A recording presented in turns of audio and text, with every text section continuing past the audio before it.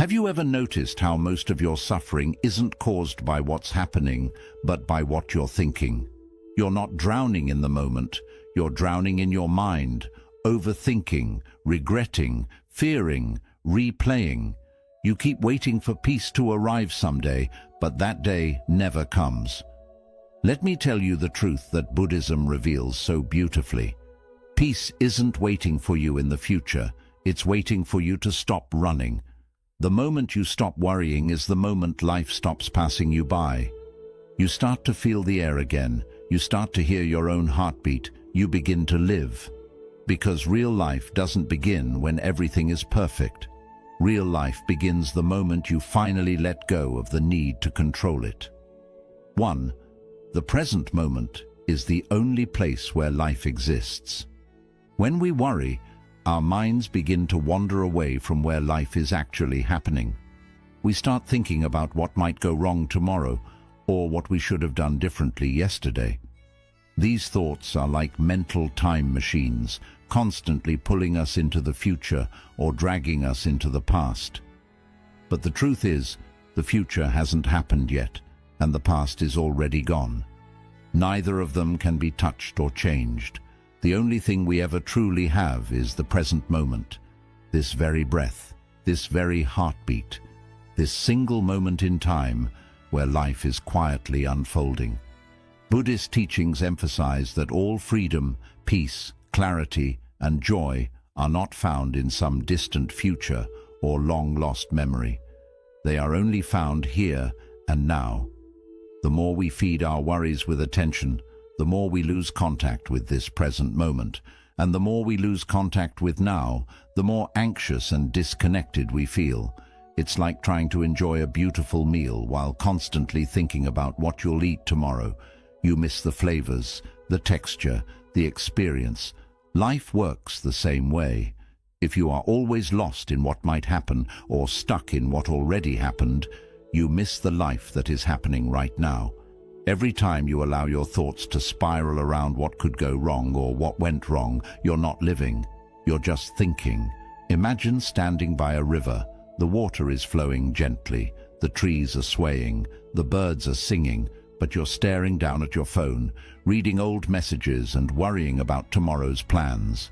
In that moment, the river still flows, the wind still whispers, the world continues to breathe around you. But you are not really there. This is what worry does. It disconnects you from the beauty, the simplicity, and the peace that already surrounds you. But the good news is, the moment you realize this, you can return. You can come back to the now, not with force, but with awareness. By simply noticing your breath, the weight of your body, the sounds around you, you reconnect with what is real. You don't need to solve every problem or erase every regret to feel calm. You just need to come home to this moment. Because in this moment, your fears are not active. In this moment, your regrets are silent. In this moment, nothing is required of you but to be. And in that space, where your mind stops chasing and your heart begins to soften, something beautiful happens. A quiet joy arises. Not because everything is perfect, but because you're no longer lost in everything that isn't. That is the miracle of the present moment. It is the only place where life truly exists. And once you learn how to return to it, again and again, you realize you've had access to peace all along. You were just too busy worrying to feel it. 2. Worry is an attempt to control the uncontrollable. At its core, worry is the mind's desperate attempt to feel in control. When something in life feels uncertain, your health, your future, your relationships, the mind panics and starts trying to predict every possible outcome. It says, if I think hard enough, maybe I can prevent something bad from happening. This is where worry is born, not from real danger, but from the need for control in a world that is constantly changing. But the truth is, most of life is beyond our control. You cannot predict how people will behave, what tomorrow will bring, or how every situation will unfold. No matter how much you worry, you can't guarantee safety, success, or certainty. And that's the painful irony. While we think worry helps us stay safe, it actually traps us in a cycle of fear and stress without giving us real control at all. From a Buddhist perspective, this need to control comes from attachment, our deep emotional investment in how things should go. We become attached to specific outcomes, and when life begins to shift in unpredictable ways, as it always does, we resist. That resistance creates suffering. We think we're protecting ourselves, but in reality, we are just making ourselves more anxious, more exhausted, and more disconnected from the flow of life. Buddhism teaches us that freedom comes not from trying to force the river to flow our way, but from learning how to float with it. When you accept that things will happen as they're meant to, that you can only influence your actions, not control the universe, you begin to let go of mental tension that worry creates. You stop living in a world of imagined fears and start returning to the truth of what is. Let's say you have an important decision coming up. You don't know what the outcome will be, and your mind is flooded with anxiety. What if I fail? What if I make the wrong choice? What if everything goes wrong? These thoughts might feel productive, but they are not solving anything. They are only burning up your energy. Now imagine instead you take a deep breath, make the wisest decision you can in this moment, and then let go. You allow life to unfold as it will. That is not weakness. That is power. That is wisdom. To worry is to try and fight the waves of the ocean. You splash, you struggle, you exhaust yourself, but the waves keep coming. To let go is to float, not because the ocean changed, but because you did. Worry arises when we try to control things that are not ours to control. Peace begins the moment we realize this and choose instead to trust, not in a perfect outcome, but in our ability to meet whatever comes with calm, with clarity, and with compassion. The goal is not to eliminate all uncertainty. The goal is to become someone who is no longer afraid of it. 3. Everything you fear is temporary by nature. One of the most liberating truths in Buddhist wisdom is this: nothing lasts forever. Every emotion, every thought, every fear, every moment of pain, it all arises, stays for a while, and then eventually fades away. But when we're caught in the grip of worry or fear, it doesn't feel that way. In those moments, the anxiety feels endless. The fear feels permanent. The problem feels too big, too heavy, too impossible to carry. And that's the illusion the mind creates. An illusion that tells you this situation, this discomfort, this uncertainty is here to stay. But the truth is, everything you are worried about is already in the process of changing. Every situation that feels stuck is already moving. Even when you can't see it, even when nothing seems to shift on the outside, life is always flowing on the inside. Just as a river never holds the same water twice, no emotion ever stays the same. What you feel today will not be what you feel tomorrow. What feels overwhelming now will seem smaller with time. What hurts you in this season of life might become the very thing that teaches you compassion in the next. Buddhism calls this concept anicca, impermanence.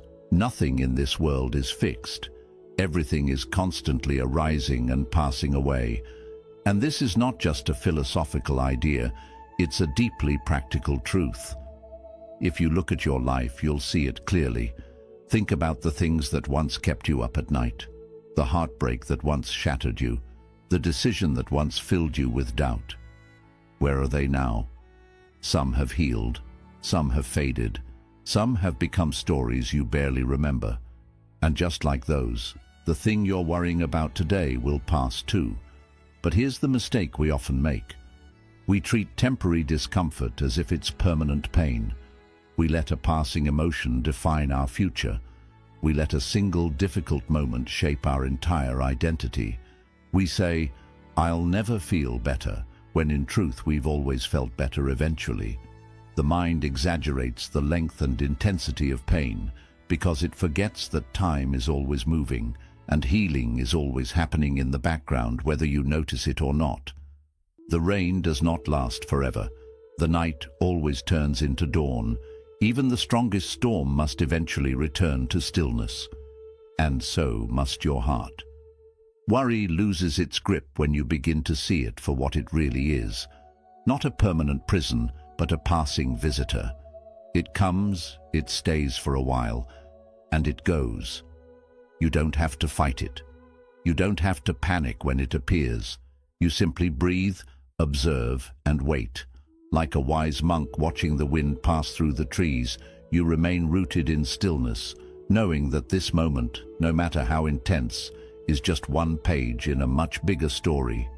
You don't have to fix everything right now. You don't have to find all the answers today. You just have to remember this. This too shall pass.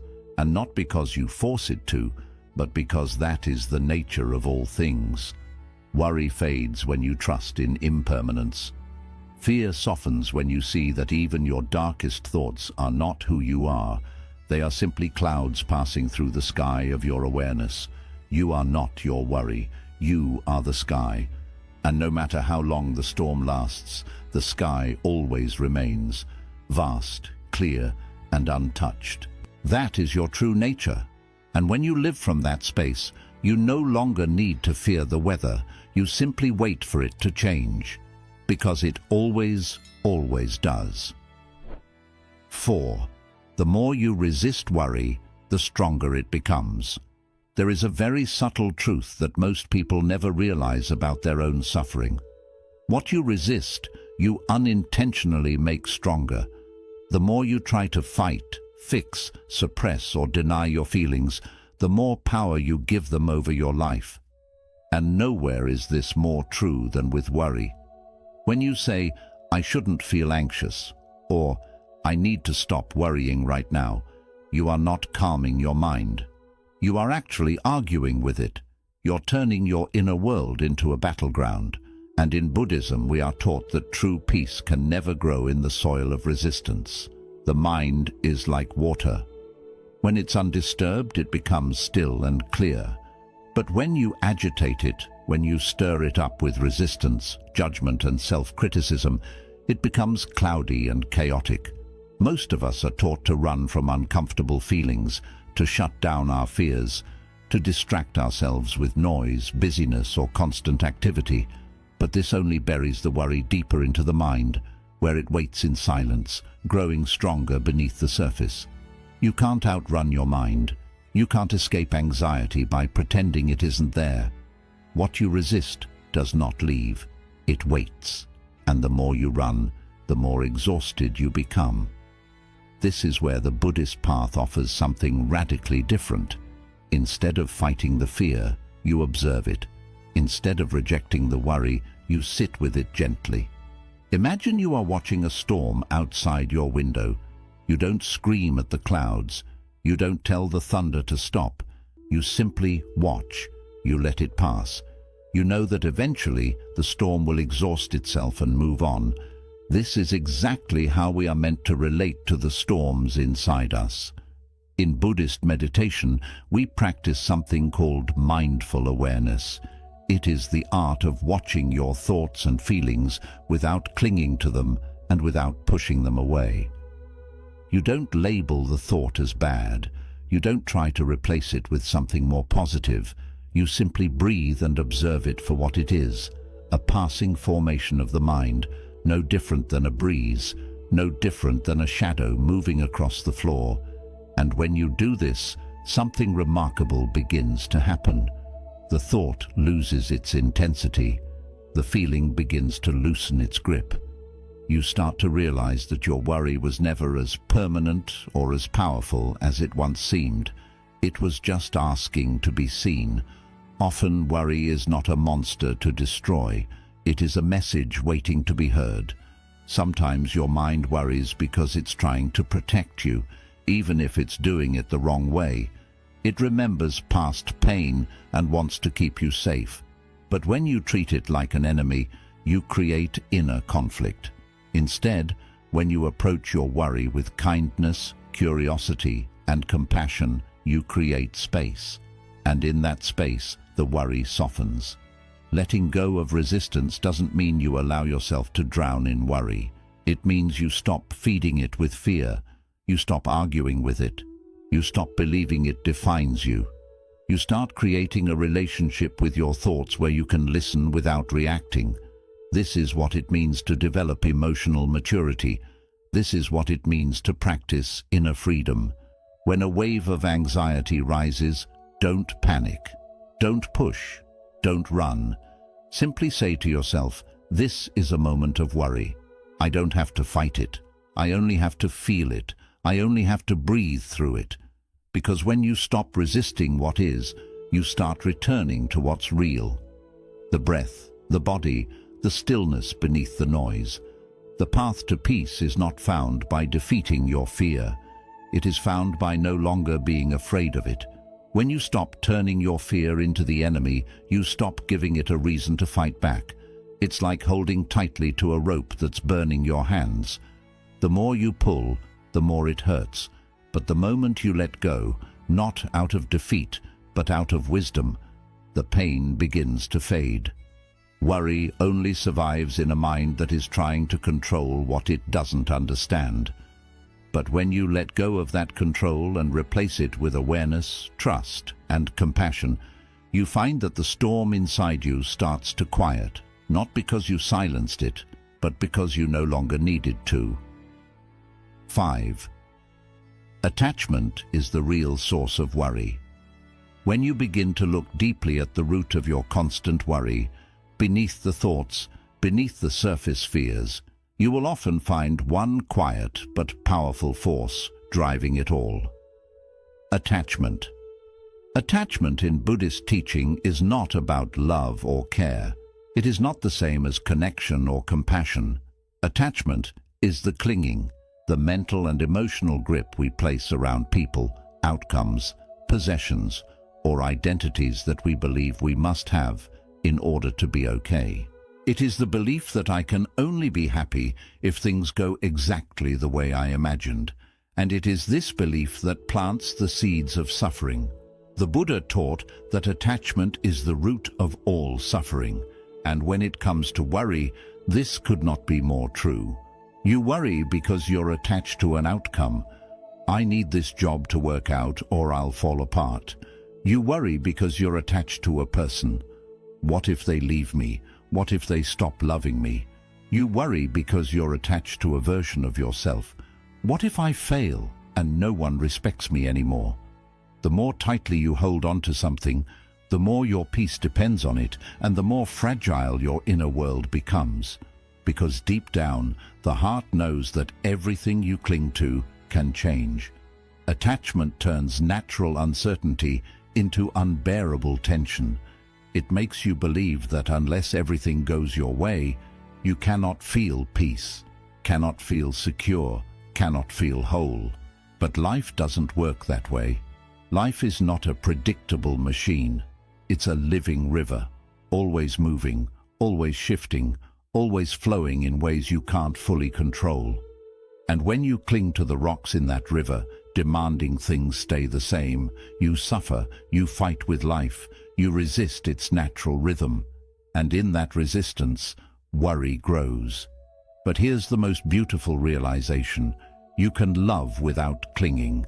You can care deeply without being consumed.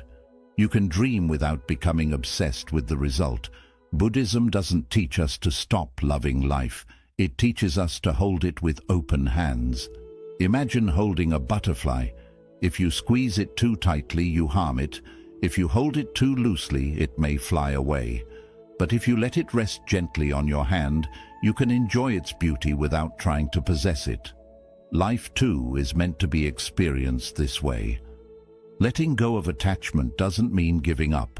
It means shifting your identity from someone who needs specific conditions to be okay, to someone who is okay regardless of the conditions. It means realizing that your peace comes not from controlling what happens, but from how you relate to what happens. It's not the love that causes suffering. It's the belief that without that love, you are nothing. It's not the goal that brings pain. It's the fear that you won't survive without achieving it. When you free yourself from attachment, you don't stop caring. You start caring more wisely.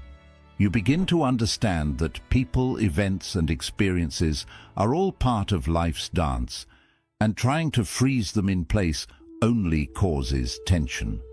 You begin to see that true security does not come from trying to make the world bend to your will, but from developing an inner world that is unshakable, grounded in presence, in awareness, and in trust. This doesn't happen all at once. It's a practice. You catch yourself clinging and gently let go. You notice your tight grip on a relationship, a desire, or a fear, and you breathe into that tension. You soften. You choose presence over possession, and over time, your heart learns a new way of being, not rigid and fearful, but open and at ease. So the next time you find yourself overwhelmed by worry, ask yourself gently, what am I afraid to lose? And then ask the deeper question, who would I be if I let go of this fear? The answer is always the same. You would be free. Free not because you stopped caring, but because you stopped believing your life depended on controlling everything you care about. And in that freedom, there is no room for worry. There is only space. Space for peace. Space for joy. Space for life to flow, exactly as it is meant to. 6. Peace is a practice, not a product of perfect circumstances. One of the most common and misleading beliefs we hold is this: I'll feel peaceful once everything in my life is under control. We chase the idea that peace will arrive when our problems disappear, when our relationships are all in harmony, when our bank account is full, when our future is certain, when everyone treats us kindly, and when our to-do list is complete. But this is an illusion because the world never stops moving. Life never stops changing. And if you wait for the storm to stop before you learn how to be still, you'll spend your entire life waiting. In Buddhism, peace is not treated as something you find after life becomes quiet. It is treated as a discipline, a daily inner practice, something you cultivate in the middle of chaos, uncertainty, and pain. It's not a reward you receive when life is easy. It's a skill you develop when life is not. And that changes everything. You see, when you believe that your peace depends on your external environment being perfect, you give away your power. You become a victim of circumstances. You become reactive. If someone speaks to you harshly, you lose your calm. If something doesn't go as planned, you fall apart. Your inner state becomes fragile at the mercy of situations, emotions, and other people's behavior. You're not anchored. You're floating, drifting, pulled by every wave. But peace that is rooted in Buddhist wisdom is different. It does not depend on conditions. It depends on your relationship with those conditions. It asks, can you stay centered even when the world shakes? It asks, can you return to your breath when your thoughts spiral? It asks, can you be kind to your own heart even in the middle of fear? This is not about perfection, it's about presence. The truth is, peace isn't a final destination. It's a choice, and not a one-time choice, but a choice made again and again, especially when it's hardest. When your mind is racing with anxiety, you gently choose to come back to the breath. When things don't go as expected, you choose to accept rather than resist. When someone triggers your emotions, you choose to pause rather than explode. These small choices, repeated over time, reshape your entire experience of life. Think of it like this: peace is like a garden. If you only plant seeds and then walk away hoping for results, you'll come back to find weeds. But if you return to that garden daily, tend to the soil, water it with awareness, and remove the weeds of distraction and resistance, peace begins to grow. Not because the weather is perfect, but because you are consistent. The garden flourishes not by chance, but through care, and so does your mind. We must also recognize that there will be days where peace feels far away. That's okay. Buddhism does not expect us to be perfectly calm all the time. What it teaches us instead is compassion for ourselves, for our messy human emotions, and for our very real struggles. You don't have to be peaceful every minute to walk a peaceful path. You only need to remember your way back when you forget. When you treat peace like a practice, you stop chasing it. You stop saying, "I'll be calm when," and you start saying, "I can choose calm now." You stop searching for the perfect moment and realize that the only moment you ever have is this one. And in this moment, if you breathe, soften, and pay attention, peace will meet you right where you are. It's in the quiet sip of tea. It's in the feeling of sunlight on your skin. It's in the space between thoughts. It's in the acceptance of what is. It's in the breath you are taking right now. Peace is not waiting on the other side of achievement. It's not waiting for your stress to disappear or your life to become simple. It is here, always here, but it must be chosen again and again. And the more you choose it, not perfectly but patiently, the more it becomes your natural state. Worry will still visit, but it will no longer stay.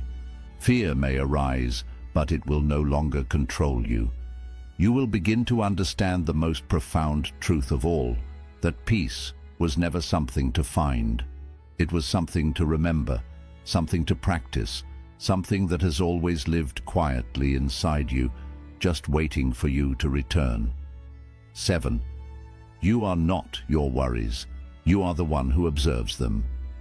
Perhaps the most profound realization in Buddhist teaching is this: you are not your thoughts, your fears, or your worries. You are the awareness that sees them.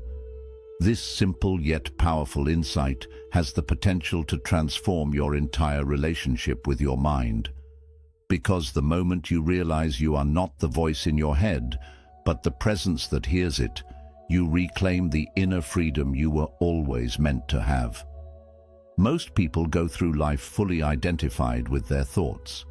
They believe every worry they think, every fear they feel, every anxious scenario they imagine.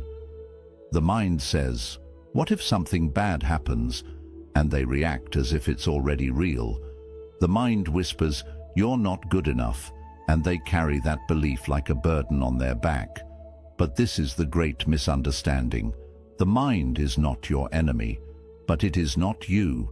It's a tool, a storyteller, a survival mechanism, and just like a radio broadcasting different stations, it constantly sends out thoughts, some helpful, some fearful, some completely untrue. But here's the key: you are not the broadcast. You are the one who listens. In Buddhism, this is called the practice of non-identification. It means recognizing that the thoughts that arise in your consciousness are not personal. They are simply patterns. Many of them are learned, inherited, or conditioned by your environment. You worry not because you are broken, but because your mind has been trained over years, maybe even decades, to fixate on problems, anticipate danger, and protect you from discomfort. But when you bring awareness to this, you begin to create distance. You begin to notice your thoughts like clouds drifting across the sky, instead of getting caught up in each one that appears. Picture this clearly. Your mind is like a stage, and thoughts are like actors playing their parts. Some are intense, some are fearful, and some are filled with hope. But you are just the audience. You can watch without stepping onto the stage. You can let the play continue without becoming part of the story. When worry shows up, you don't need to argue with it. You don't have to solve it. You simply observe it. You say, "Oh, there's worry again," and just like that, you're back in awareness. This space between the trigger and your response, between the thought arising and your reaction to it, is where your freedom exists.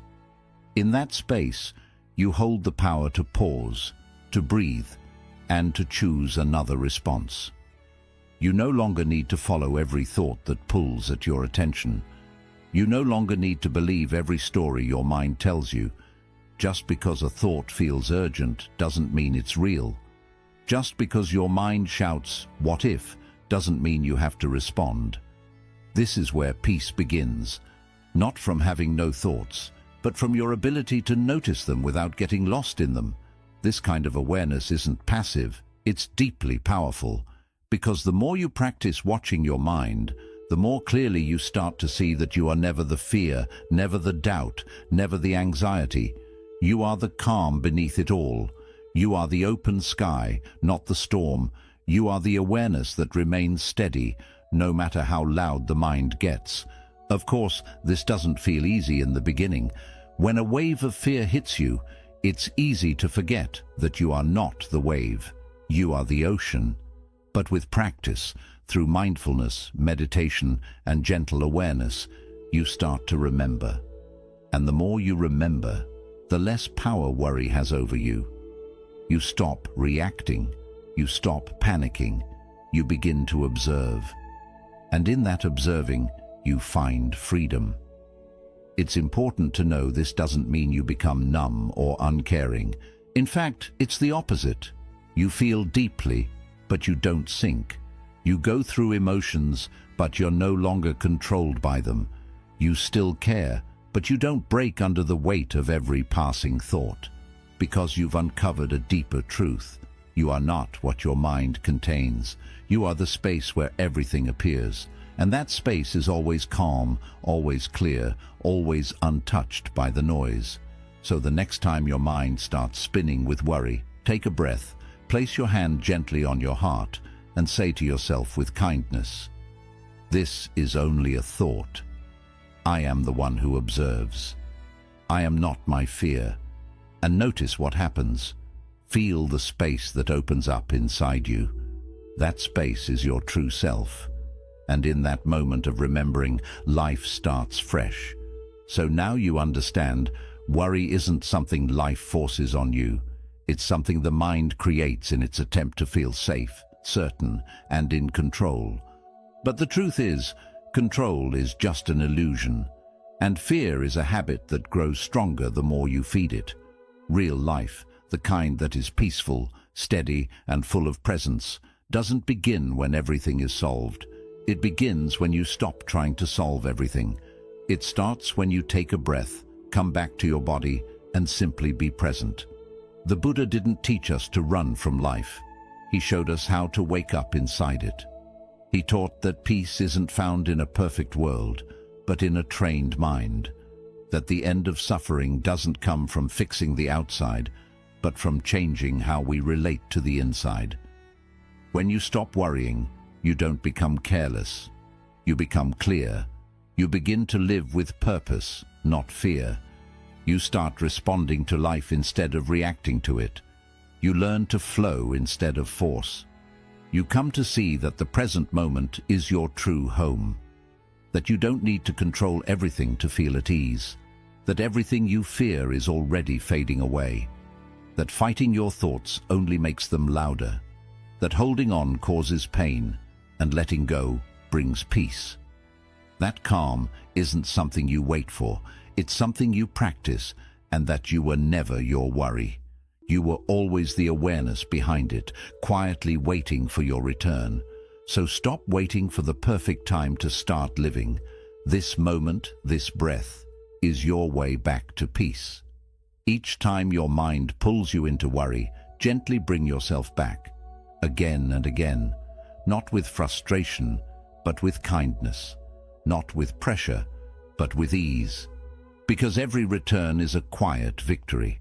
Every pause is a step closer to freedom. Every breath is a chance to begin again. And when you live like this, not trying to fix everything, but learning to stay present with it all, worry no longer runs your life. Stillness does. Clarity does. Wisdom does. This is the path. This is the practice. And this is where true life finally begins.